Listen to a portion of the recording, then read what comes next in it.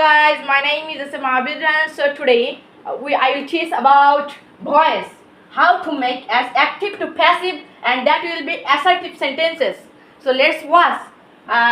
প্রথমে আমি লিখছি দেখেন ফার্স্ট স্টেপটা প্রথমের মতো দুই ভাগে ভাগ করছি, একটি হলো প্রথম স্টেপ, দ্বিতীয়টি হলো দ্বিতীয় স্টেপ। সো দেখেন কিভাবে করি। ফার্স্ট স্টেপে প্রথমটি দিয়েছে দেখেন ভার্বকে টেন্স সহ শনাক্ত করতে হবে, একটি অ্যাক্টিভ সেন্টেন্সে ভার্বকে টেন্স সহ শনাক্ত করতে হবে। দ্বিতীয়টি দিয়েছে দেখেন ভার্বকে কে বা কারা দিয়ে প্রশ্ন করে সাবজেক্ট বের করতে হবে। কে বা কারা দিয়ে প্রশ্ন করলে সাবজেক্ট নির্ণয় করা যায়, এজন্য আপনার ভয়েস চেঞ্জ করার ক্ষেত্রে প্রথমে সাবজেক্টকে শনাক্ত করতে হবে বা বের করতে হবে, তারপরে ভার্বকে কি বা কাকে দিয়ে প্রশ্ন করে অবজেক্ট বের করতে হবে।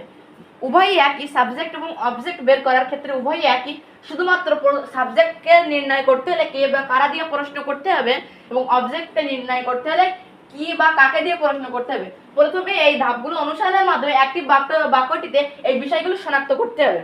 দ্বিতীয় স্টেপ বা দ্বিতীয় আপনার ধাপে আসলে আমরা দেখেন কয়েকটা বিষয় লিখছি, এগুলো দেখেন। প্রথমে লিখছি দেখেন অ্যাক্টিভ এর অবজেক্টকে প্যাসিভের সাবজেক্ট তৈরি করতে হবে, অর্থাৎ একটি অ্যাক্টিভ সেন্টেন্সে যে অবজেক্ট থাকবে সেটাতে প্রথমে আমরা শনাক্ত করব, পরবর্তীতে সেই অবজেক্টটিকে প্যাসিভে সাবজেক্টে ব্যবহার করতে হবে। এবং দ্বিতীয়টি হলো ভার্ব এর টেন্স অনুযায়ী একটি অক্সিলারি ভার্ব নিতে হবে। আপনাকে প্রথমেই দেখেন প্রথম স্টেপ ছিল ভার্বটি টেন্স সহ শনাক্ত করতে হবে, এজন্য ভার্বে যে টেন্স পাবো বা টেন্স নির্ণয় করব সেই টেন্স অনুযায়ী একটি অক্সিলারি ভার্ব নিতে হবে।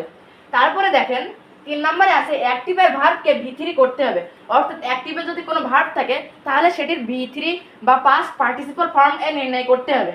তারপরে লিখছি দেখেন 4 নম্বরে একটি প্রিপোজিশন ম্যাক্সিমাম ক্ষেত্রে বাই আর ব্র্যাকেটে লিখছি দেখেন এইটা একটু ইম্পর্টেন্ট, টু/উইথ বসাতে হবে।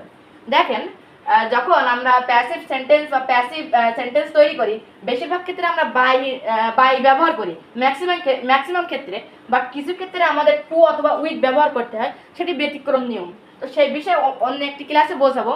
আজকে যে সর্বশেষ যে ধাপ অবলম্বন করতে হবে, যে বিষয়টি অবলম্বন করতে হবে সেটি হলো অ্যাক্টিভের সাবজেক্ট যদি প্রোনাউন থাকে তখন এর অবজেক্ট ফর্ম বসাতে হবে, প্রোনাউন নাও থাকতে পারে, তবে অ্যাক্টিভের সাবজেক্টের অবজেক্ট ফর্ম বসাতে হবে। অর্থাৎ এই সকল ধাপগুলো অনুসরণ করলে আপনি খুব সহজেই অ্যাসার্টিভ সেন্টেন্সকে অ্যাক্টিভ থেকে প্যাসিভে রূপান্তর করতে পারবেন। তো আজকের ক্লাসটি এই পর্যন্তই ছিল। তো সকলকে ধন্যবাদ। আসসালামু আলাইকুম।